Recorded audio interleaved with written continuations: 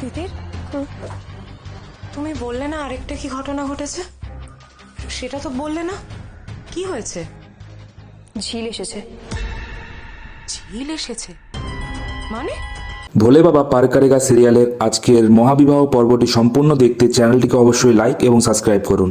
ঝিল নিজের গলায় নিজের মতো করে বাড়ির সবাইকে রবীন্দ্রসঙ্গীত গেয়ে শোনায়। বাড়ির সবাই অবাক হয়ে তার দিকে তাকিয়ে থাকে। স্বাক্ষর মা ভ্রমরকে ডেকে বলে, বিয়ের আসরে এবার তাড়াতাড়ি মেয়েকে নিয়ে আসা উচিত, তুই গিয়ে ডেকে নিয়ে আয়। ভ্রমর বলে তিতির গিয়েছে আনতে। তিতির ঘরে গিয়ে বলে, চৈতিদি দুটো অঘটন ঘটে গিয়েছে।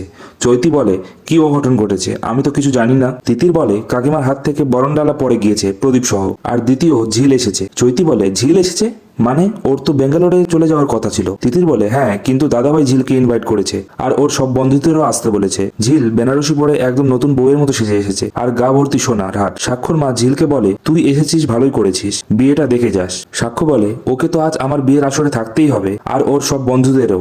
ঝিল বলে, চিন্তা নেই, আপনার পুরো বিয়ে দেখেই তারপরেই যাব। পরবর্তী পর্বটি দেখতে চাইলে চ্যানেলটিকে অবশ্যই লাইক এবং সাবস্ক্রাইব করুন।